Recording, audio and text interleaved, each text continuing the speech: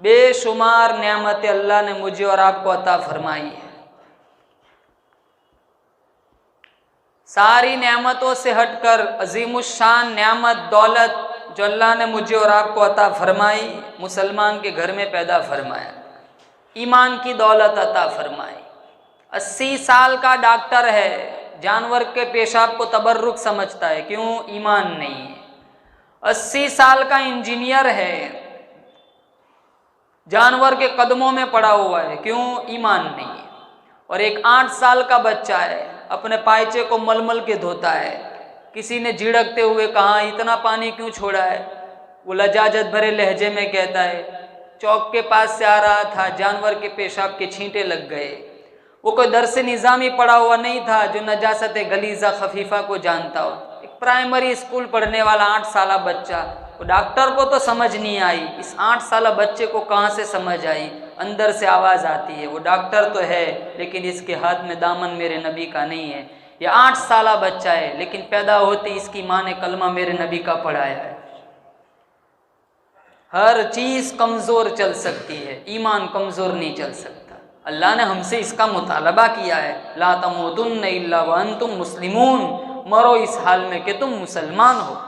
آج ہمارا ایمان دیکھو، جانتے ہیں حرام کا پھر بھی کھاتے، جانتے ہیں 2 نمبر کا پھر بھی لیتے، جانتے ہیں رشوت کا پھر بھی کھاتے.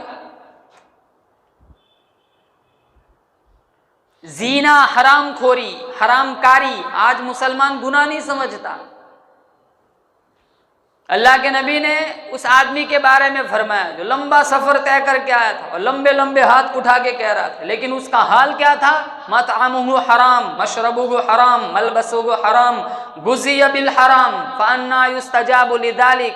صحابہ سے فرمایا دور دراز کا سفر طے کر کے آیا ہے، حال کیا ہے؟ لباس حرام کا، کھانا حرام کا، پینا حرام کا، پیٹ میں جو غذا جا رہی وہ حرام کی، اس کی دعا کیسے قبول ہو سکتی؟ جو حرام کھاتا ہے نا مسلمان، اس کی دعا قبول نہیں ہوتی. 22,000 لشکر جرار کے سامنے میدان کربلا میں حسین رضی اللہ تعالیٰ عنہ نے خطبہ دیا. جب اپنے گھوڑے کا رخ موڑا تب حسین نے کہا تھا یزیدیوں سے کہ تمہیں میری بات سمجھ نہیں آتی، کیوں؟ اس لیے کہ تمہارے پیٹ میں لقمے حرام کے، جو حرام کھاتا ہے اس کو نصیحت اثر نہیں کرتی. تقریریں ہم کتنی سنتے، انٹرنیٹ پر دیکھو ہزاروں نے لاکھوں تقریریں مل جائیں گی.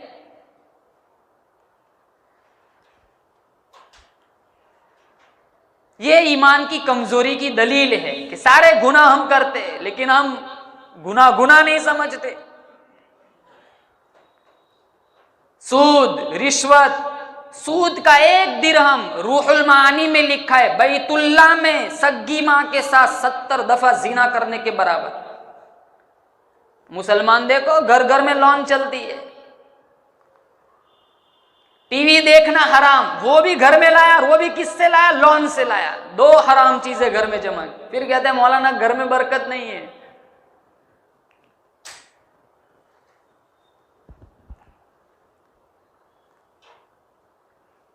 پھر مسلمانوں یہ بیماریاں نہیں آئے گی تو کیا آئے گا؟ پھر حالات دیکھو